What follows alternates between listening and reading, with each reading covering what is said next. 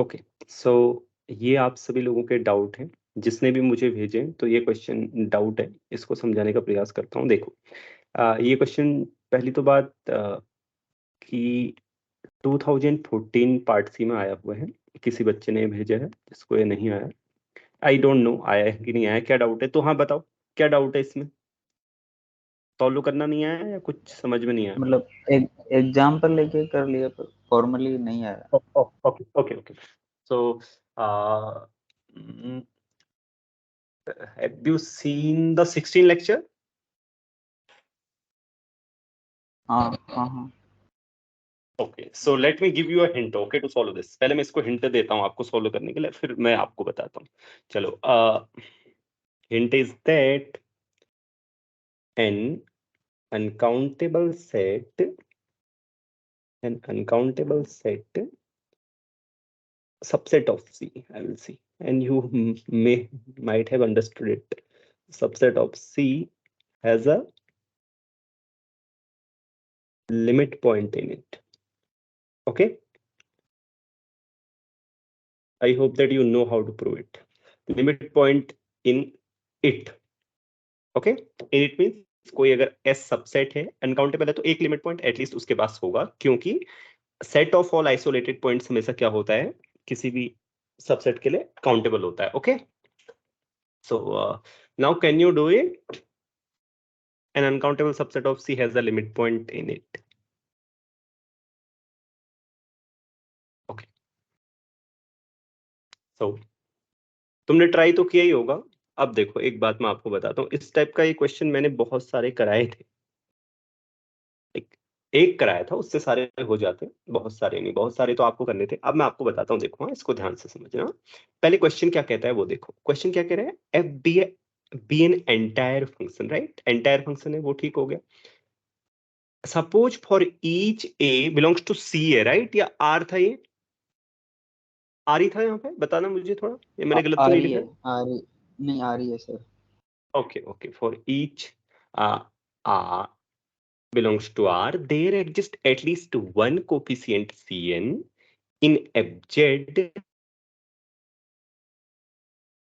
to this. What is this? बताओ ये क्या है, क्या होगा ये? Taylor series expansion, right?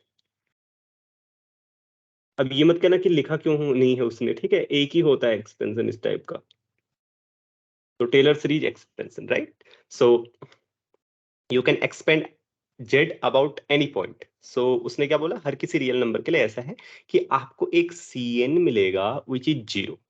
Okay, सो अब देखो, पहले ऑप्शंस देखो, अगर आपने एग्जांपल लेके कर लिया है तो अच्छा है। पहले ऑप्शंस में गलत करा देता हूँ, फिर सही तरीका आपको बताऊंगा, क्योंकि मुझे तो ये भी बताना है आपको एग्जाम में कैसे सॉल्व करना है। तो पहले अगर आप क्या ले लेते हैं, F Z equal to simply Z square plus Z cube ले लो, ये ले लो, Z square plus Z plus 1 ले लो, राइट?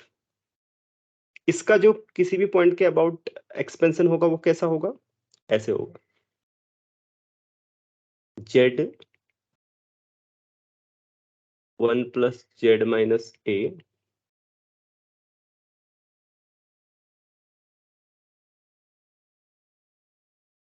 C0 जेड माइनस ए की पावर 0, इस फंक्शन का, हाँ, राइट?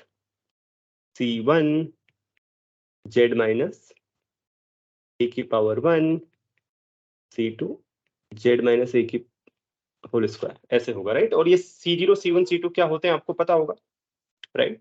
मतलब समझ रहे हो ना? इसको हम ऐसे लिख सकते हैं ना, इस पॉलिनोमियल को हम कोई भी पॉइंट अगर हमें रियल नंबर का देखो तो इसको एडजस्ट करके ऐसा कुछ लिख सकते हैं ना, कोफिशिएंट। और वो कोफिशिएंट क्या होते हैं, डेरिवेटिव बाई जो जिस ऑर्डर का डेरिवेटिव होता है वो वाला फैक्टोरियल, है ना? अब पहले ऑप्शंस को देखो, क्या बोल रहे हैं कि fn जीरो क्या होगा, जीरो होगा फॉर, अब देखो एक बात बताओ, आप पॉलिनोमियल का एक्सप्रेशन किसी भी पॉइंट के अबाउट लिखो ना, आप पाओगे कि इसके आगे के सारे जीरो आ रहे हैं, है ना? सारे कोफिशिएंट जीरो आएंगे, C3 C4 C5, वो है क्या, आपको ये भी पता होना चाहिए। What are Cn? Cn क्या होते हैं बताओ? Cn इक्वल टू नहीं भाई, एन फैक्टोरियल होता है। राइट, fn(a/n)(n), ये होता है। तो ये तो सारे जीरो होंगे पॉलिनोमियल के ना, तो फिर हाइपोथेसिस सेटिस्फाई हो रही है। हाँ, कोई भी ए ले लोगे तो देयर एग्जिस्ट एटलीस्ट वन बोल रहा है हमें, तो बहुत सारे मिलेंगे C3 C4 C5, क्योंकि पॉलिनोमियल का जो डेरिवेटिव है वो कितनी बार में, 2 बार में कांस्टेंट होगा, 3 टाइम्स में जीरो हो जाएगा।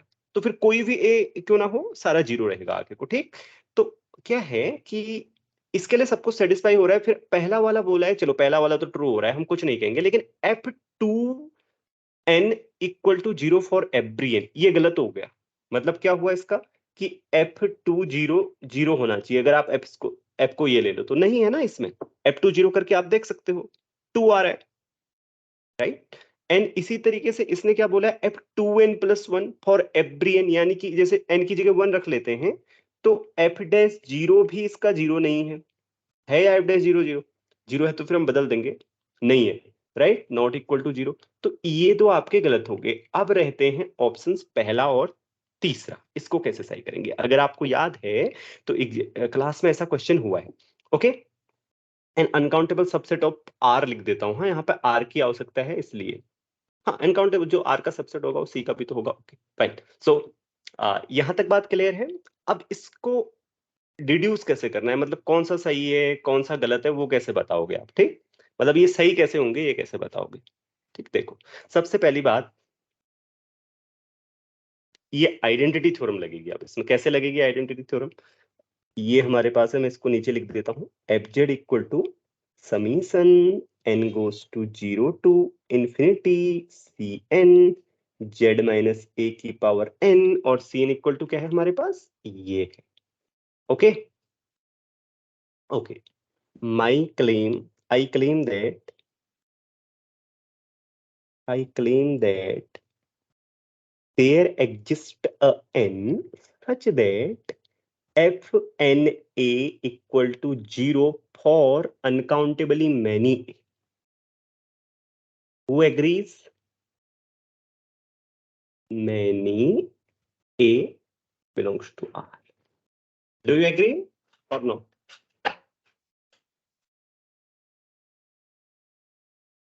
ओके, सो आपको तो समझ में नहीं आ रहा होगा ना, देखो मैं आपको बताऊं। Suppose A1 is the set of all those element of R for which first derivative is 0. Okay, first derivative is 0.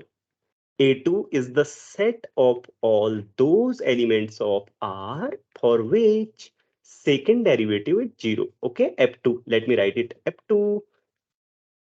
In this way, dot dot dot, suppose an denote the set of all those points of R for which nth derivative is 0.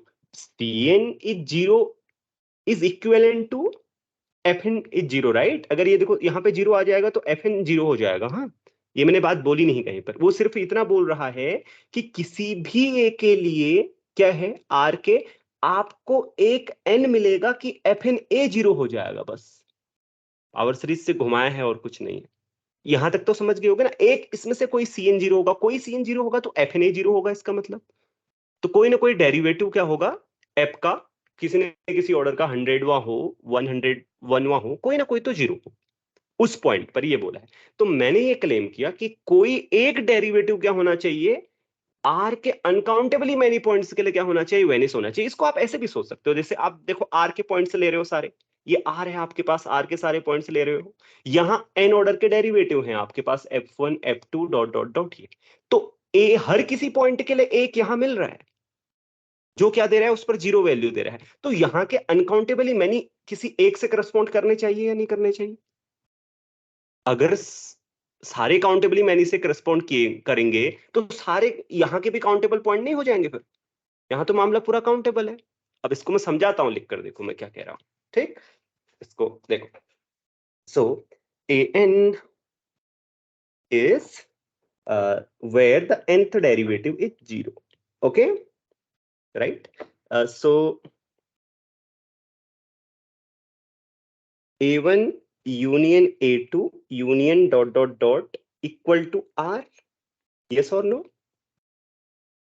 Or because it is given in the question that each a in sum of this set, है ना, क्योंकि हर किसी ए के लिए एक तो Cn मिल रहा है, यानी कि एक तो डेरिवेटिव मिल रहा है, एक ऑर्डर, किसी ऑर्डर का डेरिवेटिव जिस पर वो 0 हो रहा है। तो कोई भी रियल नंबर का सेट क्या होगा, कोई भी रियल नंबर इनमें से किसी एक में होगा, डॉट डॉट डॉट होगा ना। और ये सारे रियल नंबर के ही सबसेट है, तो ये रियल नंबर के अंदर होंगे और रियल नंबर इनके अंदर होगा, तो ये बराबर हो गया। ये बात क्लियर है या नहीं है, पूछो नहीं है तो। Is it clear? Any questions Diwakar? नहीं सर, नहीं sir. Okay, so far it's fine, right? Okay. So can every set be countable?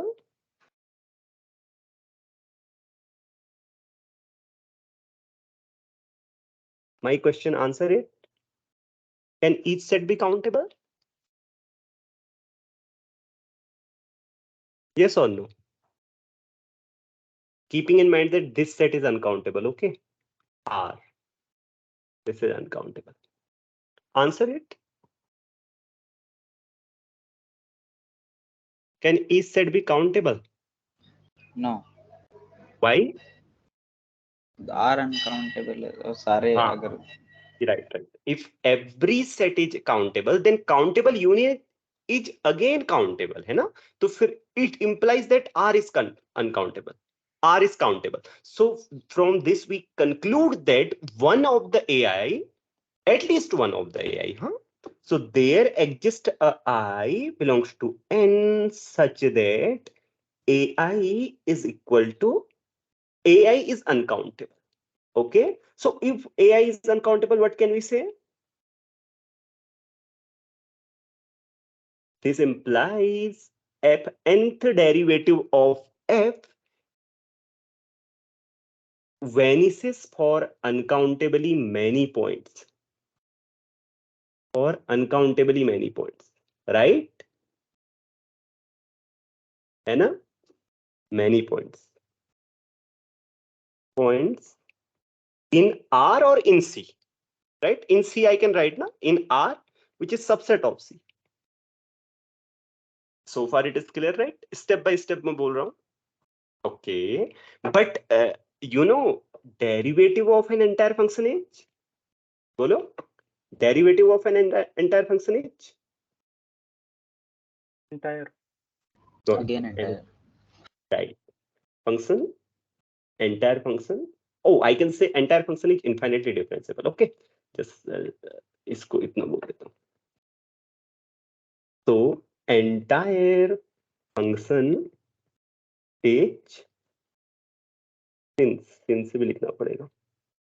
It is entire. Why it is entire? Because since entire function is infinitely differentiable. कोई भी entire function होता है तो infinitely डिफरेंशिबल होता है. Even analytic function, हाँ, infinitely डिफरेंशिबल. ऐसा मत सोचना केवल सी ही वाले होते हैं, किसी भी डोमेन के लिए होता है. Okay, so this is an entire function having uncountably many zeros. अगर तुमने लेक्चर्स देखे हैं, लेक्चर्स में थे तुम, लाइव लेक्चर्स में या वैसे देखे हैं, तो तुम्हें पता होगा किसी भी एंटायर फंक्शन के बाद अनकाउंटेबली मैनी जीरोज नहीं होते हैं, right? So what did we get from here? F and Z must be 0 for all Z, right? Okay, if you don't believe me that entire function does not have uncountably many points, let me write it here. Okay, so set of zeros of F and Z, set of zeros of F and Z has a limit point because uncountable है ना, limit point in C. C domain है, domain में limit point आ गया. Identity theorem याद करो अगर आपको याद है तो. आइडेंटिटी थ्योरम क्या बोलती है? एफ आपका कोई नॉन कांस्टेंट, एफ आपका क्या है, कोई भी फंक्शन है, एक एनालिटिक फंक्शन है किसी ओपन कनेक्टेड सबसेट में, उसके सेट ऑफ जीरोज एस है. ओके, अगर इसके पास कोई लिमिट पॉइंट है, वो डोमेन के अंदर है, तो फिर पूरा जीरो हो जाता है फंक्शन. ठीक है, ऐसे भी समझ सकते हो आप इसको. F N Z has a limit point in C. This implies by identity theorem. Okay, let me write by identity theorem. Identity theorem, f and z equal to 0. So f and z equal to 0. What did you get then? For every z. So what did you get now? Now conclude the result. तुम कहीं FZ is question a क्या poly था? Right, कहीं ऐसा तो नहीं कि question ही भूल गए क्या था? नहीं सॉल्यूशन में खो गए और पता ही नहीं चला क्वेश्चन क्या था। अच्छा देखो, so if fn is z, so this sum n goes to 0 to infinity cn, keeping in mind that cn is fn a over n factorial z minus a। किसी a को फिक्स कर लो, हाँ, fixing आए, because किसी भी a के about हम कर सकते हैं, तो दिस बिकम्स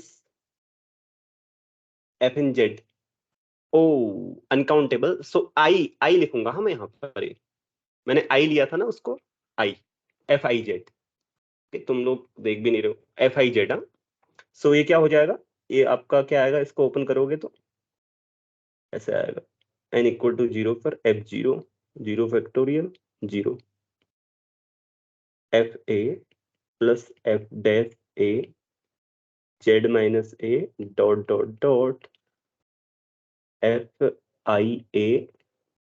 FIA तो 0 है ना, FI minus A by I minus 1 factorial Z minus, अब आगे को जाना नहीं है इसमें, अब इसको ओपन कर लो, आप A को फिक्स कर लो। ओके, हर किसी A के लिए एक ही जगह 0 रख दो, एक ही जगह 0 रखोगे, फिर ये क्या बन गया, पॉलिनोमियल बन गया ना। आपको पता भी होना चाहिए क्यों होता है पॉलिनोमियल। अगर आपसे पूछ दें कि भाई f in z equal to 0 for every z, prove that f is a polynomial, आप कहोगे होगा ही ना, पॉलिनोमियल में ऐसा नहीं होता है। वो कहेंगे नहीं, हम तो आपसे पूछ रहे हैं कि जब ऐसा हो तो क्या पॉलिनोमियल होगा। हाँ हाँ, पॉलिनोमियल अगर हो तो, कोई भी पॉलिनोमियल हो तो उसके लिए एक n मिलता है, ऐसा होता है। लेकिन फिर इसको कैसे प्रूव कीजिएगा, समझ गए? फिर आपको पावर सीरीज से बताना होगा। ठीक है, तो इसके लिए अब तो आप कंक्लूड कर सकते हो ना, आपने दिखा दिया कि F Z is a polynomial, तो कंक्लूड करो। This first one is true and the fourth one is true, right? Is it clear? yes okay, any question? If you sir यहाँ वांट पे टू ये आस्क, बोला है कि right, जो question है उसमें ये बोल रहा है कि आपको सारे डेरिवेटिव्स एट द हाँ, पॉइंट जीरो क्या जीरो बोल होने रहे चाहिए। हैं? सारे क्या बोल रहे हैं?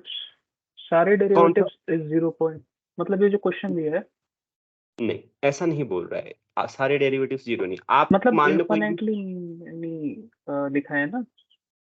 पहले वाले ऑप्शन की बात कर रहे हो या क्वेश्चन की बात कर रहे हो, पहले ये बताओ। मैं पहले ऑप्शन की बात कर रहा हूँ। Okay, it means that the function when is a, like, you find the derivatives, okay, 2-order derivative, 3-order derivative. It means that these you will get infinitely many derivatives whose value at 0 is 0. This means this,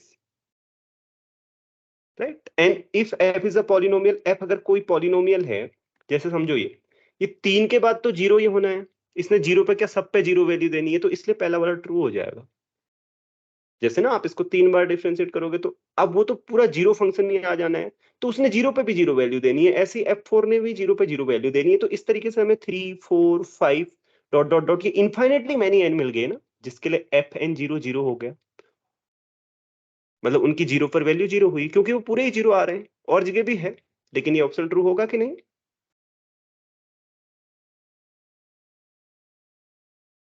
is it clear? ठीक है sir, ठीक है sir. Right, and the fourth one says that there exist a k greater than equal to 0, कोई k मिलेगा कि उसके बाद के सारे डेरिवेटिव वेनिश हो जाएंगे। देखो हाँ, ऐसा होता ही है पॉलिनोमियल के लिए, क्योंकि आप देखते हो जैसे 10 डिग्री का पॉलिनोमियल हो तो 11 से सारे डेरिवेटिव, 11 ऑर्डर का, 12 ऑर्डर का सारे डेरिवेटिव 0 हो जाते हैं। तो इसने बोला ना कि कोई k मिलेगा कि उसके बाद के सारे, उसके बाद के डेरिवेटिव यानी कि k+1 ऑर्डर के, k+2 ऑर्डर के, ये सारे डेरिवेटिव 0 होंगे। Yes, it's true. Okay, any other questions? If you don't understand something, anything you want to ask, any question, okay? Because it is the class for questions, okay? Okay, no questions? Okay, let me go ahead. So this question, okay? ये भी दिवाकर ने पूछा है और 2014 part सी में आया हुआ question है ये, ओके? सो दिवाकर, तो समझ में नहीं आया, स्टार्ट किया या कितना किए? वही मैंने वो एग्जांपल लेके कर लिया, सिंगलटन सेट लेके। Okay, fine fine fine, okay, example लेके कर लिया, ठीक है, तुमने एग्जाम्पल लेके कर लिया तो मैं एग्जाम्पल लेके नहीं कराता हूँ इसको फिर, ठीक है, मैं सीधे सॉल्यूशन करा देता हूँ क्योंकि एग्जाम्पल आसानी है। ओके, सो लेट मी से अगेन दिस हिंट, यहां से कॉपी कर लेते हैं हिंट बार बार लिखने से। An uncountable subset of C has a limit point in it, but copy, okay, paste. So everyone knows the identity theorem ना, मुझे बताने की आवश्यकता तो नहीं है, पहले मैं आइडेंटिटी थ्योरम बता दूं, नहीं तो वैसे आपको जाननी चाहिए, मतलब everyone can recall identity theorem ऐसा बोलूंगा, क्योंकि लेक्चर में तो हो ही चुकी है ना, तो मैंने कॉम्प्लेक्स में तो पढ़ा ही दी है तो आप जानते हैं, ये तो मैं रिकॉल कर देता हूं, बताओ। ओके ठीक है, आप जानते हैं इसका मतलब, ठीक है। तो पहले इसको समझो, ये क्वेश्चन क्या कह रहे हैं। हाँ, पार्ट सी में आया हुआ है 2014 में, let K be a subset of C, okay, be bounded, K is a bounded subset, let HC denote the set of all entire functions, that's very clear, and CK denote the set of all continuous functions on K, set of all continuous functions on K, right? Consider the restriction map, you know this well ना, देखो अगर आपके पास कोई भी ये कोई भी set है, आप समझो इसके, ये आपके पास सेट है, इस पर कोई फंक्शन डिफाइन किया गया है, ये आपका कॉम्प्लेक्स प्लेन C, ओके, ये आपका कॉम्प्लेक्स प्लेन C है, इसके अंदर K है, ये है K, आपका बाउंडेड है K, ध्यान रखना, ये K है आपका, ये आपका H है। अगर कोई भी फंक्शन आप डिफाइन करते हैं S से K में, एंटायर फंक्शन की बात उसने कही है, हाँ, इस तरीके से कोई फंक्शन है, तो रेस्ट्रिक्शन का मतलब क्या होता है, जैसे आपके पास H टू C है फंक्शन, तो अगर आप K के ही पॉइंट्स को देखें, केवल जितने K में पॉइंट्स है उसमें ही कंसीडर करें उसको, तो उसको बोलते हैं रेस्ट्रिक्टेड टू K, हमने रेस्ट्रिक्ट कर दिया ना, प्रतिबंधित कर दिया K में ही, उसको बोला जाता है रेस्ट्रिक्शन। देखो क्या दिया है, consider the restriction map R HC to CK given by RF goes to FK, मतलब रेस्ट्रिक्शन मैप क्या होता है पहले वो बता रहा हूं, फिर क्वेश्चन क्या कह रहा है फिर वो बताऊंगा, आपको क्लियर होगा, वैसे पता होगा रेस्ट्रिक्शन मैप, फिर भी मैंने एक बार वो कर दिया रिपीट, ठीक है। तो अब इसको हटा देते हैं। हाँ, अब देखो, अब आपके पास एक तरफ तो वो सारे फंक्शन से हैं जो एफ पर एंटायर है, और यहां क्या है सी के, ये set of all continuous functions on के है, right, set of all continuous functions, set of all continuous functions on K, right? This is set of all entire functions. Entire functions on C लिखने की कोई आवश्यकता नहीं है, C पर जो होते हैं उन्हीं को बोला जाता है। तो देखो, ये आपको बात क्लियर होगी ना। अब हम क्या कर रहे हैं, अब ये ध्यान देना, एक फंक्शन उसने डिफाइन किया गया है, जैसे उसने R बोला है, R is a function from SC to कहां, सी के। ये क्या करेगा, पहले क्वेश्चन पूरा समझ में आ जाना चाहिए ना, तभी तो सॉल्व करोगे उसको।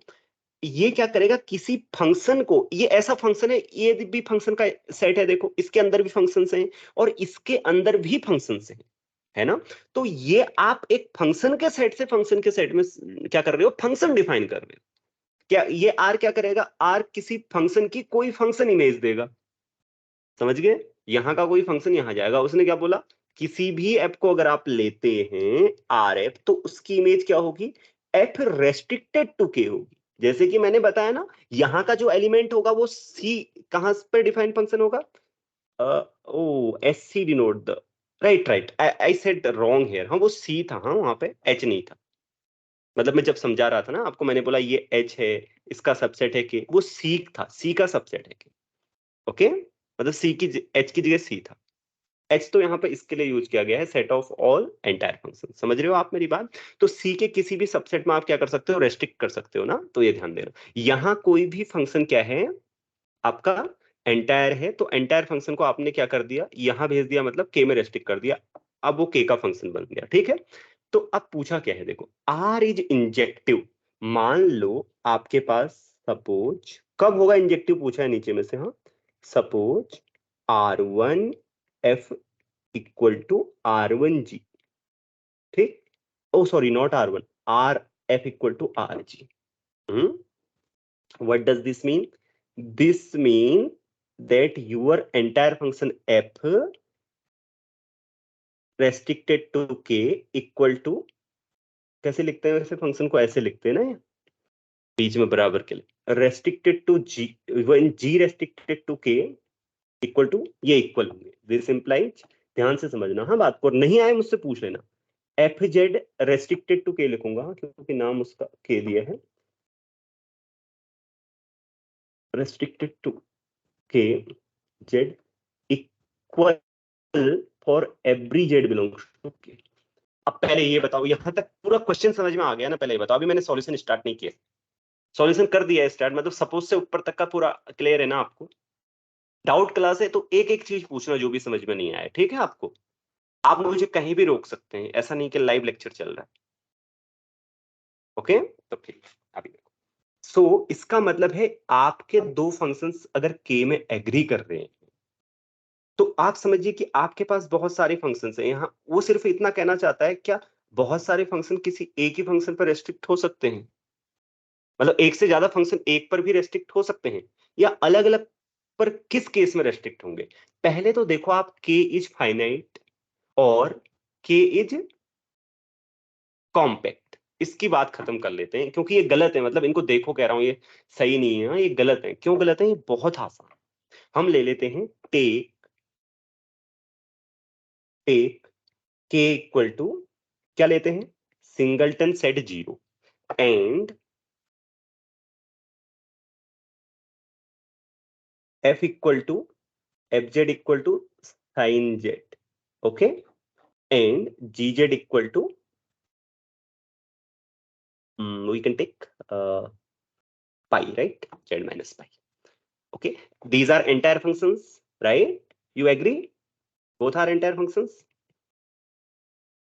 Entire functions. अब इन एंटायर फंक्शंस को R भेजेगा कहां? देखो, एंटायर फंक्शंस को देखेगा कहां, रेस्ट्रिक्ट करेगा के पर। के क्या है? ये कॉम्पैक्ट भी है, ध्यान देना, हाँ, it's compact. Okay, there restrictions on के,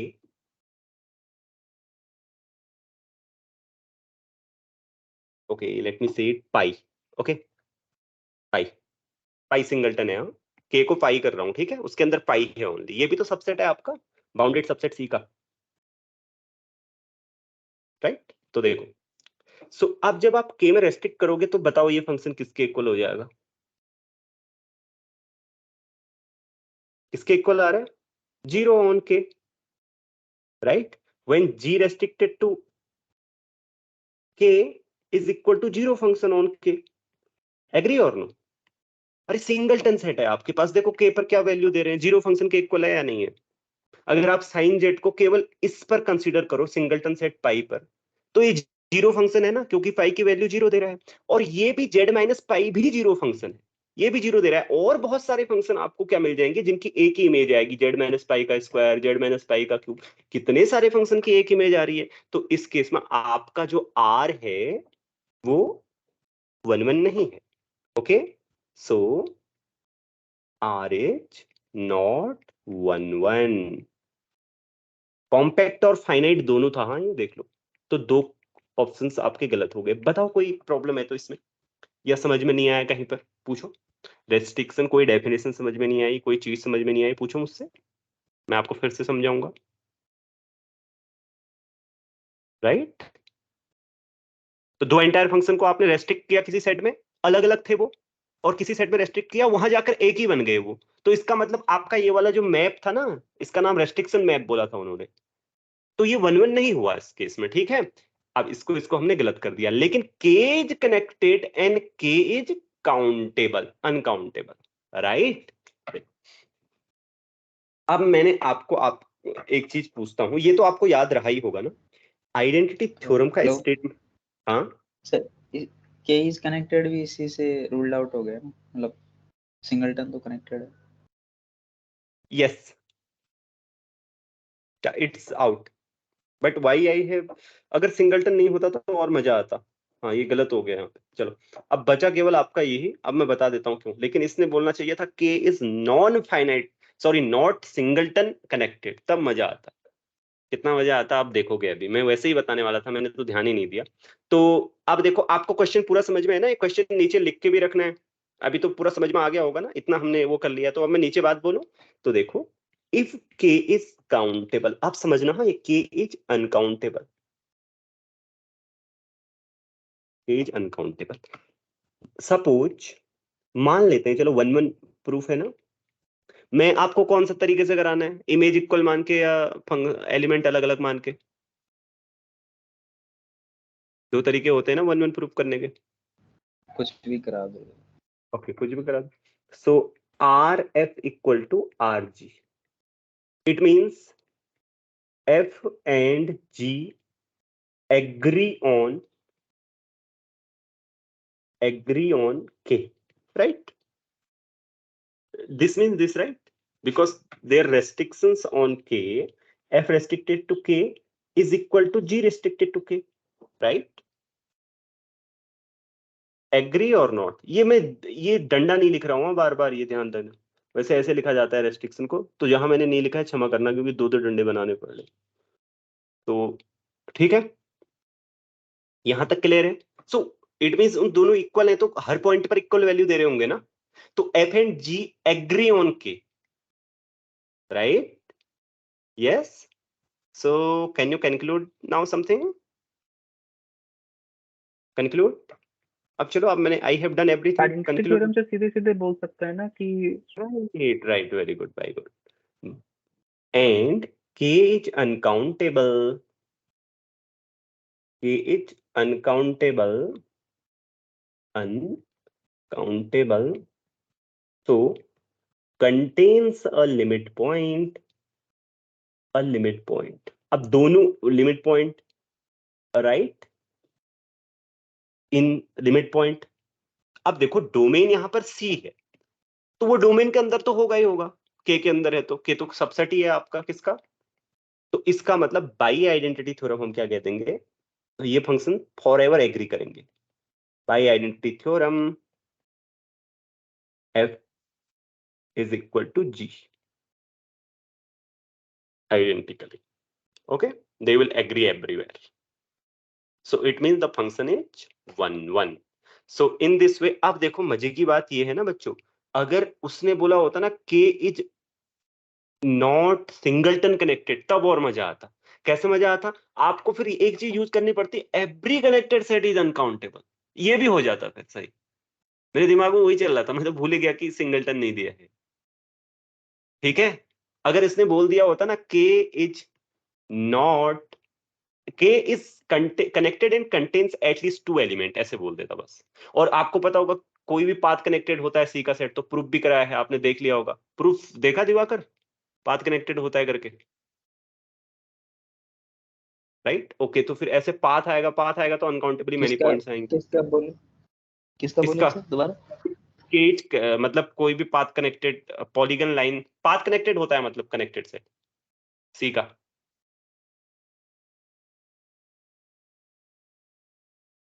सी का ओपन एंड कनेक्टेड सेट दोबारा पाथ कनेक्टेड, ऐसा देखा था? ओके, लेक्चर में था, right? If you haven't seen it's okay.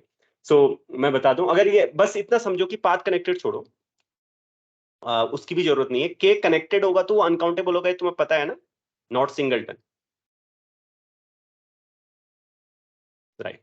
Okay, सो इसलिए अगर यहाँ पे नॉट सिंगलटन होता तो ये भी सही हो जाता, तो इस तरीके से इसका आंसर ये था। अब किसी का कोई क्वेश्चन है, पूछो, कोई कुछ पूछना चाहता है तो, इसमें कुछ समझ में नहीं आया हो? ओके, सब समझ में आ गया, राइट?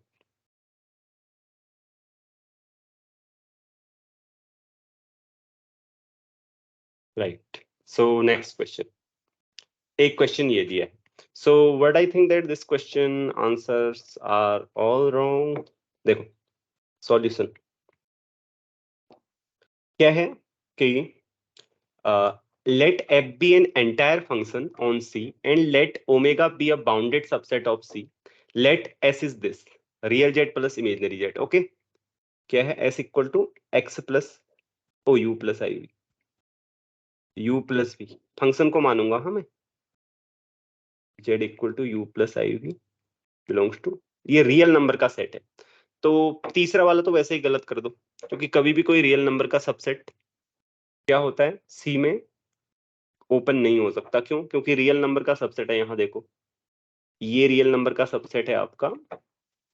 ओके, तो आप कोई भी पॉइंट, इंटीरियर पॉइंट होना चाहिए इसका। रियल नंबर का सबसेट कभी भी ओपन नहीं होता सी में, क्योंकि किसी भी डिस्क को वो कंटेन नहीं कर सकता। ठीक है, ये ध्यान रखना। तो ये तीसरा वाला वैसे ही गलत है। Which of the following is are necessarily true. बोला कि S is open set in R, S is closed set in R, H is discrete set in R. Okay, सबसे पहले आप क्या करो, take fz equal to 2। Okay, ये function लेते हैं। तो इस केस में आपका s क्या आएगा, क्योंकि इसका रियल पार्ट हमेशा 2 रहेगा और इमेजिनरी पार्ट हमेशा 0 रहेगा, चाहे आप कोई भी ओमेगा क्यों ना ले लो। And take omega equal to जो आपकी मर्जी, जो भी ओमेगा हो, मतलब कोई भी ओपन सेट क्यों ना हो, लेकिन ये 2 आएगा। तो it is not open in are, पहला वाला भी गलत हो गया, राइट। अब ये दूसरा और चौथा देखो, take fz equal to z, it is x plus iy and omega equal to open disk, right? Open disk means ये वाली ओपन डिस्क ले लो, ये तो ले ली, ठीक है, ओपन डिस्क।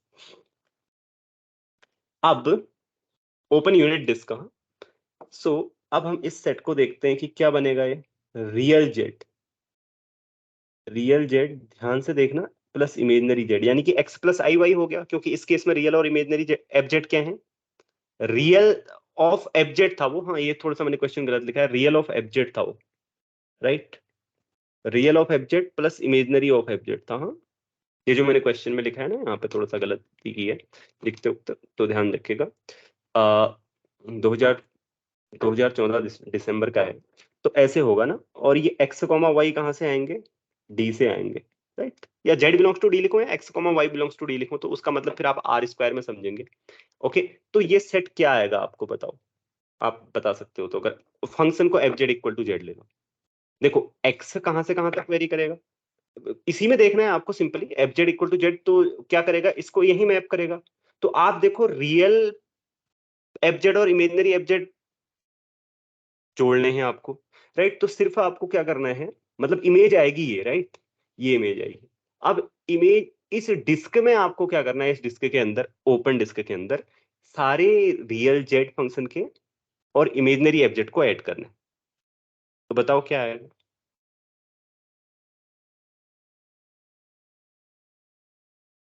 इसका आंसर। हाँ, इसमें तो कोई भी नहीं है, मतलब हाँ, like what will be the answer in this case? I'm asking answer.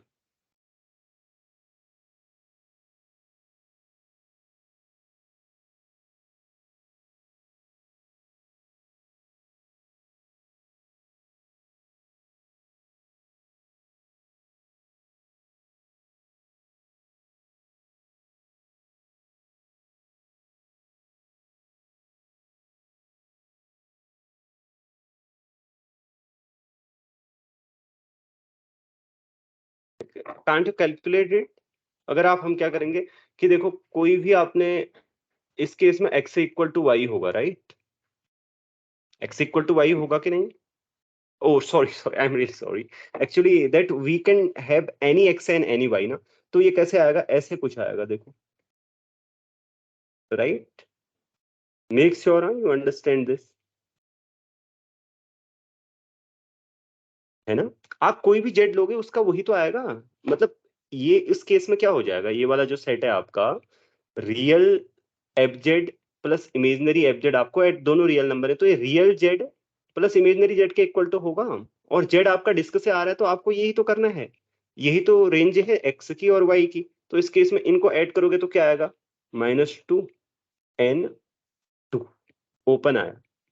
लेकिन एक बात ध्यान रखना कि आप ये मत समझना मैंने एंड पॉइंट ऐड कर दिया, मैं बातें समझा भी हूँ, क्योंकि मुझे पता है मिनिमम पॉइंट जो आएगा -1 ऐड करके, लेकिन इसके अंदर नहीं आएगा वो, अगर क्लोज्ड को ऐड करता। और अंदर के सारे पॉइंट लाए जा सकते हैं, ये ध्यान रखना, इनके पॉइंट्स का एडिशन करके। सिंपल सी एनालिसिस है, आप घर में कर सकते हो उसको, ठीक है। ऐसा मत सोचना एंड पॉइंट जोड़ दिए मैंने सिर्फ, मतलब अंदर की बात भी आप समझना, जोड़ने को तो मैंने जोड़ दिया, लेकिन अंदर की बात मैं समझता हूँ कि कोई भी इसके अंदर का पॉइंट एक यहाँ से का सम लाया जा सकता है, तो इसलिए ये भी करेक्ट नहीं है। ओके, तो इसमें कोई करेक्ट नहीं है, गलत क्या होगा। तो अब आते हैं अगले क्वेश्चन पे ये देखो। हाँ भाई, इसमें तुम्हें कैसे डाउट आ गया? ये तो आसान क्वेश्चन है। हाँ वो मैंने बोला ना कि आंसर आ गया, पर मैं एक्सपेक्ट कर रहा था कि देयर डज नॉट एग्जिस्ट, और आंसर आइडेंटिटी है ऊपर वाले में एक एग्जिस्ट कर रहा है, पर इतने दिन से डज नॉट एग्जिस्ट, तो मैंने तुरंत आंसर देखा, वो मैच नहीं किया, वो मैंने भेज दिया। मतलब अभी तो आ गया है वो। ओके, तो तुम्हें इसको बताऊं मैं? देखो, नहीं, बिल्कुल भी जरूरत नहीं है मतलब मुझे। तो ये भेजा क्यों था फिर? मतलब हो गया है क्लियर? बस उस टाइम भेज दिया, हाँ, मतलब क्योंकि आइडेंटिटी ऊपर वाले में एग्जिस्ट कर रहा था, और मैंने निकाल भी लिया, और मैं एक्सपेक्ट किया कि there does not exist any function, क्योंकि इतने दिनों एफ से जेड इक्वल टू इतने सारे जेड। क्वेश्चन। ऐसे नहीं होता भाई, ऐसे इतने दिनों से इतने क्वेश्चन कर, ऐसे थोड़ी होगा। तुम हर क्वेश्चन को ऐसे नहीं समझ सकते, ऐसे गलतियां हो जाएंगी हाँ एग्जाम में। मतलब वो बैठ गया दिमाग में, इसलिए जल्दी जल्दी में। F Z equal to Z is the only function, हाँ, only function. You understand explanation? Make sure कि इसका पूरा एक्सप्लेनेशन आप समझते हाँ हैं। हाँ, यस सर, यस। ओके, तो ये था सॉल्यूशन। अब रही बात, जो क्वेश्चन तुमने वो भेजे वो मेरे पास पहले से सॉल्व है, वो पीडी के नोट्स में, तो मैं भेज दूंगा। ओके, तो हाँ ठीक सर। ओके सो इसमें कॉम्प्लेक्स में और किसी को कुछ पूछना है, और I shall close it. Complex doubts?